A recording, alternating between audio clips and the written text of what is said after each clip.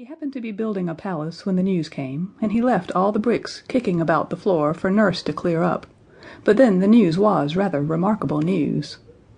You see, there was a knock at the front door and voices talking downstairs, and Lionel thought it was the man come to see about the gas, which had not been allowed to be lighted since the day when Lionel made a swing by tying his skipping rope to the gas bracket. And then, quite suddenly, Nurse came in and said, "Master Lionel, dear, they've come to fetch you to go and be king." Then she made haste to change his smock and to wash his face and hands and brush his hair, and all the time she was doing it Lionel kept wriggling and fidgeting and saying, "Oh, don't, Nurse," and "I'm sure my ears are quite clean," or "Never mind my hair, it's all right," and "That'll do." "You're going on as if you was going to be an eel instead of a king," said Nurse. The minute Nurse let go for a moment, Lionel bolted off without waiting for his clean handkerchief, and in the drawing room there were two very grave-looking gentlemen in red robes with fur, and gold coronets with velvet sticking up out of the middle like the cream in the very expensive jam tarts. They bowed low to Lionel, and the gravest one said, "Sire, your great-great-great-great-great-grandfather, the king of this country, is dead, and now you have got to come and be king." "Yes, please, sir," said Lionel. "When does it begin?" "You will be crowned this afternoon," said the grave gentleman, who was not quite so grave-looking as the other. "Would you like me to bring Nurse, or what time would you like me to be fetched? And hadn't I better put on my velvet suit with the lace collar?" said Lionel, who had often been out to tea. "Your Nurse will be removed to the palace later. No, never mind about changing your suit. The royal robes will cover all that up." The grave gentleman led the way to a coach with 8 white horses, which was drawn up in front of the house where Lionel lived.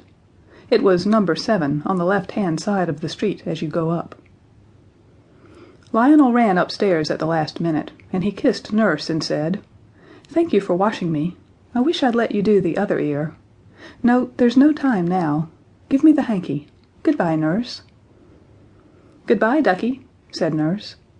"Be a good little king now, and say please and thank you, and remember to pass the cake to the little girls, and don't have more than 2 helps of anything." So off went Lionel to be made a king.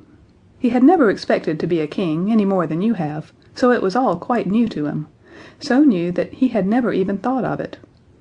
And as the coach went through the town he had to bite his tongue to be quite sure it was real, because if his tongue was real it showed he wasn't dreaming.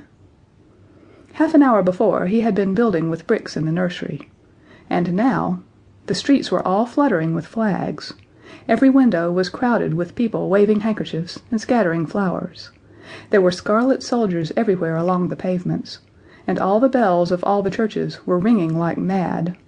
And like a great song to the music of their ringing, he heard thousands of people shouting, "Long live Lionel! Long live our little king!" He was a little sorry at first that he had not put on his best clothes, but he soon forgot to think about that. If he had been a girl he would very likely have bothered about it the whole time. As they went along, the grave gentlemen, who were the Chancellor and the Prime Minister, explained the things which Lionel did not understand. "I thought we were a republic," said Lionel. "I'm sure there hasn't been a king for some time." "Sire, your great-great-great-great-great-grandfather's death happened when my grandfather was a little boy," said the Prime Minister, "and since then your loyal people have been saving up to buy you a crown, so much a week, you know, according to people's means, 6 pence a week from those who have first-rate pocket money, down to a halfpenny a week from those who haven't so much. You know it's the rule that the crown must be paid for by the people." "But hadn't my however much it is, grandfather a crown?" "Yes, but he sent it to be tinned over for fear of vanity, and he had had all the jewels taken out and sold them to buy books. He was a strange man, a very good king he was, but he had his faults. He was fond of books. Almost with his last breath he sent the crown to be tinned. And he never lived to pay the tinsmith's bill." Here the Prime Minister wiped away a tear, and just then the carriage stopped and Lionel